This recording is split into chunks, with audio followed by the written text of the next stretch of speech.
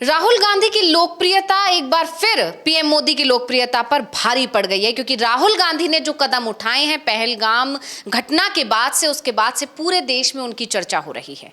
सबसे पहले अमेरिका दौरा छोड़कर वो बीच में वापस लौटे, उसके बाद जम्मू कश्मीर पहुंचे और उसके बाद उन्होंने वहां जाकर पीड़ितों से मुलाकात की, जिसकी अब तस्वीरें और वीडियोज तेजी से वायरल हो रहे हैं सोशल मीडिया पर। वहीं दूसरी तरफ पीएम मोदी जिस तरह से बिहार दौरे पर पहुंचे, उसने एक बार फिर उनको आलोचना का शिकार बना दिया है। तो सबसे पहले तो राहुल गांधी का बयान सुनते हैं कि उन्होंने जब वो पहलगाम पहुंचे तो वहां जाकर पीड़ितों से मिलने के बाद क्या कुछ कहा है उन्होंने, सुन लेते हैं। Terrible tragedy, and I came here to get a sense of what is going on and to help.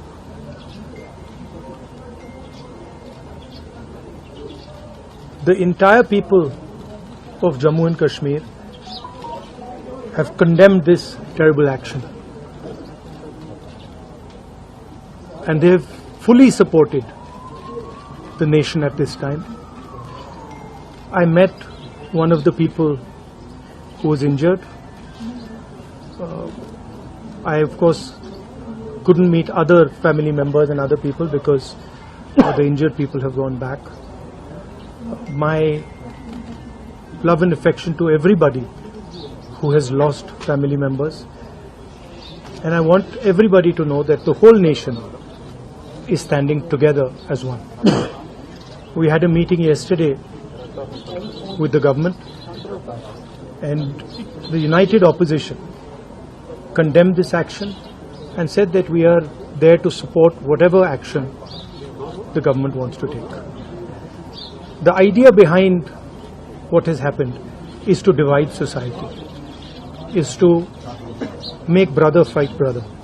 And it is very important that every single Indian stands united, stands together, so that we can defeat what the terrorists were trying to do. It's sad to see that some people are attacking my brothers and sisters from Kashmir and the rest of the country. And I think it's very important that all of us stand together, stand united, and fight this nasty action that has been taken and defeat terrorism once and for all. Thank you very much. Sorry. One second. I came here. I mentioned that I met one of the people who was injured. I also met Chief Minister and LG, and they briefed me about what had happened. And I assured both of them that myself and our party is going to support fully. Thank you very much. अब राहुल गांधी के बयानों की और वहां जाकर जो उन्होंने मुलाकात की है उसकी तस्वीरें, उसके वीडियो तेजी से सोशल मीडिया पर सामने आ रहे हैं और उस पर लोगों की तमाम तरह की प्रतिक्रियाएं आ रही हैं। इसको लेकर कांग्रेस भी अब एक बार फिर पीएम मोदी पर हमलावर हो गई है। अब सबसे बड़ी चर्चा इस बात की हो रही है कि एक तरफ नेता प्रतिपक्ष हैं जो पहलगाम में जो घटना हुई उसको महत्व देते हुए दिखाई दे रहे हैं, वहीं दूसरी तरफ देश के प्रधानमंत्री हैं मोदी, जिनकी नजर में चुनाव ही महत्वपूर्ण है। और यही वजह रही कि पहलगाम में जाकर घायलों से मिलने के बजाय उन्होंने विधानसभा चुनाव पर फोकस करना ज्यादा जरूरी समझा, और यही वजह रही कि वो बिहार के मधुबनी में जाकर चुनाव का जो है प्रचार प्रसार कर रहे थे। अविनाश जी, किस तरह से मोदी सरकार बुरी तरह घिर गई है राहुल गांधी के इस दौरे के बाद से? मतलब राहुल गांधी ने एक बार फिर पीएम मोदी के लिए मुश्किलें बढ़ा दी हैं। हाँ, सबसे बड़ी बात तो यही थी कि जब हमला हुआ उसके बाद से लगातार ये सवाल उठ रहे थे कि प्रधानमंत्री नरेंद्र मोदी कब जाएंगे। विपक्ष की तरफ से तो ये लगातार ये हमला हो रहा था कि क्या जिस तरीके से आप मणिपुर नहीं गए हैं कि क्या उसी तरीके से आप श्रीनगर भी नहीं जाएंगे। तो ये सवाल तो अभी भी बने हुए हैं, क्योंकि अभी भी जो प्रधानमंत्री हैं उनका कोई कार्यक्रम श्रीनगर का अभी तक तय नहीं हुआ है।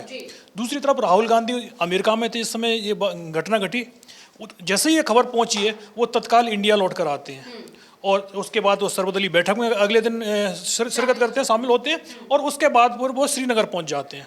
श्रीनगर में वो जो पीड़ित लोग हैं, जो घायल हुए हैं, जो हॉस्पिटल में भर्ती हैं, उन लोगों से जाकर मिलते हैं। जो वहाँ के सीएम हैं उनसे, उमर अब्दुल्ला, उनसे मुलाकात होती है, और जो एलजी हैं उनसे मुलाकात होती है, मनोज सिन्हा से। मतलब एक तरीके से राहुल गांधी वो काम कर रहे हैं जो काम प्रधानमंत्री को करना चाहिए था। प्रधानमंत्री क्या कर रहे हैं?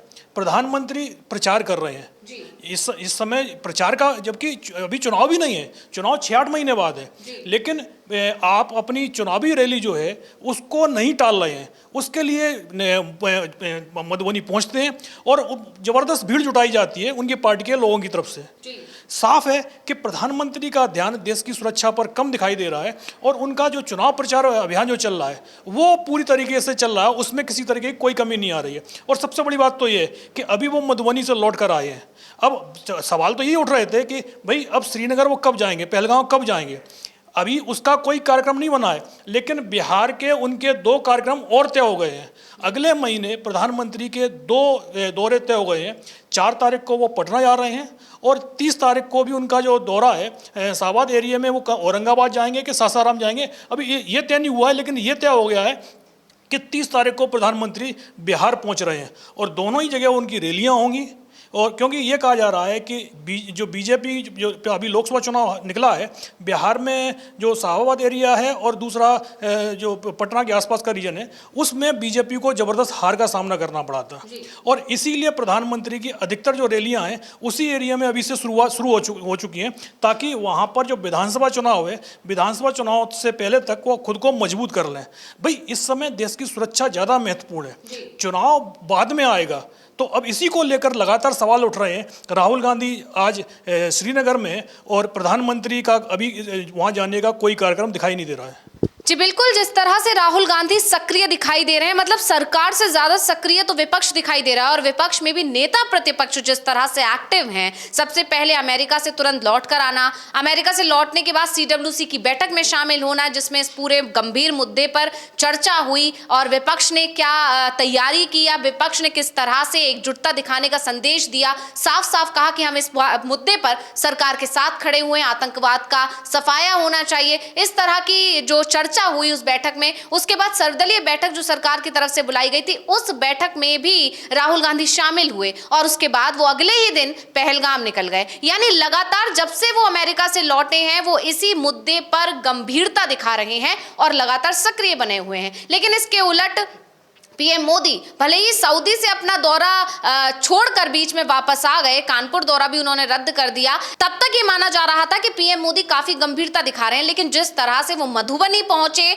और मधुबनी पहुंचने के बाद जो सर्वदलीय बैठक बुलाई गई थी सरकार की तरफ से, उसमें भी खुद ही वो शामिल नहीं हुए। इसके बाद से पीएम मोदी पर सवाल उठ रहे हैं कि उनके लिए चुनाव ज्यादा जरूरी है। कानपुर दौरा शायद इसीलिए उन्होंने रद्द कर दिया क्योंकि अभी यूपी में कोई चुनाव नहीं है, लेकिन बिहार का दौरा उन्होंने रद्द नहीं किया क्योंकि इस साल के आखिर में वहां पर चुनाव है। और यही वजह है कि बीजेपी जिस तरह के उस पर आरोप लगते हैं कि उसके लिए सिर्फ चुनाव जरूरी होता है, राजनीति जरूरी होती है, उन आरोपों को एक बार फिर विपक्ष ने तेज कर दिया है, यानी विपक्ष हमलावर हो गया है। वहीं दूसरी तरफ अगर राहुल गांधी की बात की जाए तो कांग्रेस पल पल का अपडेट दे रही है। कांग्रेस ट्विटर हैंडल के जरिए राहुल गांधी का पूरा कार्यक्रम बता रही है। तो राहुल गांधी के कार्यक्रम को लेकर कांग्रेस ने एक ट्वीट किया जिसमें उन्होंने लिखा कि नेता विपक्ष राहुल गांधी ने श्रीनगर में जम्मू कश्मीर कांग्रेस के नेताओं, कार्यकर्ताओं और स्थानीय लोगों से मुलाकात की। आतंकवाद के विरुद्ध पूरा देश एकजुट है, हमें जुड़े रहना है, नफरत और आतंकवाद के खिलाफ डटे रहना है। वहीं एक और ट्वीट राहुल गांधी को लेकर कांग्रेस की तरफ से किया गया जिसमें लिखा गया है कि नेता विपक्ष श्री राहुल गांधी ने पहलगाम हमले में घायल हुए लोगों और पीड़ित परिवारों से मुलाकात की। पहलगाम में हुई आतंकी घटना मानवता पर प्रहार है, मोहब्बत और भाईचारे को मिटाने की एक शर्मनाक कोशिश है। आतंक के खिलाफ हम सभी एकजुट हैं, हमें साथ मिलकर इन नफरती ताकतों को करारा जवाब देना होगा। यानी कांग्रेस, राहुल गांधी, पूरा विपक्ष इस मुद्दे पर बेहद गंभीर है और इस मुद्दे की गंभीरता को समझते हुए ही पूरा फोकस भी इसी मुद्दे पर कर रहा है। लेकिन बीजेपी की तरफ से, जबकि सरकार की तरफ से सर्वदलीय बैठक में यह माना भी गया है कि चूक हुई है हमारी तरफ से, बावजूद इसके सरकार गंभीर दिखाई नहीं दे रही है। और खासकर पीएम मोदी अभी तक जो पहलगाम नहीं पहुंचे हैं, उसने बीजेपी की रणनीति पर, नीति पर, काम करने के तरीके पर, प्रधानमंत्री के काम करने के तरीके पर कई सवाल खड़े कर दिए। अविनाश। ना, सबसे बड़ी बात तो ये है जो जिस तरीके से सर्वदलीय बैठक से प्रधानमंत्री ने खुद ही किनारा कर लिया, तो उस पर तो सवाल उठ ही रहे हैं। और दूसरा, विपक्ष की तरफ से साफ कर दिया गया है कि इस मुद्दे पर वो सरकार के साथ में खड़ा हुआ है। सरकार जो भी स्टेप उठाएगी उसका विपक्ष समर्थन करेगा। और सर्वदलीय बैठक में सरकार की तरफ से ये माना गया है कि सुरक्षा में चूक हुई है। अगर सुरक्षा में चूक हुई है और 28 लोग जिनकी जान चली गई है, अगर इतनी बड़ी घटना यदि हो गई है और सरकार ने इसको स्वीकार भी कर लिया है, तो सबसे बड़ी बात तो ये है कि जवाबदेही किसकी है, किसको जवाबदेह ठहराया जाएगा। विपक्ष की तरफ से तो यहाँ तक कि बीजेपी के अंदर भी आवाज़ उठ रही है कि इस मामले को लेकर गृह मंत्री को इस्तीफा देना चाहिए। लेकिन ये भी बात सही है कि गृह मंत्री इस्तीफा नहीं देंगे और नरेंद्र मोदी जो प्रधानमंत्री हैं वो मांगेंगे भी नहीं इस्तीफा। लेकिन बात वही है कि इतनी बड़ी चूक का जो भी जिम्मेदार है उस पर एक्शन तो होना ही चाहिए, लेकिन क्या ये होगा, सबसे बड़ा सवाल तो ये बना हुआ है इस समय। जी बिल्कुल। और जिस तरह से पीएम मोदी बिहार दौरे पर पहुंचे और जहां दूसरी तरफ पहलगाम में मातम पसरा हुआ है, सिर्फ पहलगाम ही नहीं पूरे देश में मातम पसरा हुआ है, दुनिया भर की मीडिया में इस मुद्दे को लेकर चर्चा हो रही है। और उस दौरान जब पीएम मोदी बिहार दौरे पर पहुंचे तो इसको लेकर पूरा विपक्ष उनसे सवाल पूछ रहा है। बाकायदा कांग्रेस की तरफ से ट्वीट कर भी निशाना साधा गया है। एक वीडियो कांग्रेस की तरफ से जारी किया गया है और उस ट्वीट पर कांग्रेस की तरफ से लिखा गया है कि मोदी की बेशर्मी से देश आहत है। इस वीडियो में देखा जा सकता है एक तरफ जिन लोगों की जान चली गई है उनके परिवार, उनके परिजनों में किस तरह से मातम है उसकी तस्वीरें हैं। वहीं दूसरी तरफ पीएम मोदी और सीएम नीतीश की एक वीडियो है जिसमें वो हंसते खिलखिलाते हुए दिखाई दे रहे हैं, दोनों हंसते मुस्कुराते हुए बात कर रहे हैं। इसको लेकर ही कांग्रेस ने जमकर निशाना साधा है। लेकिन अब ये पूरे मामले ने एक बार फिर राहुल गांधी की लोकप्रियता को बढ़ावा दिया है और राहुल गांधी एक बार फिर पीएम मोदी पर भारी पड़ते दिखाई दिए हैं और पीएम मोदी के लिए एक चुनौती भी बन गए हैं। बहुत बहुत धन्यवाद अविनाश जी तमाम जानकारी देने के लिए। और इसी के साथ मुझे यानी अंशिता को दीजिए इजाजत। नमस्कार।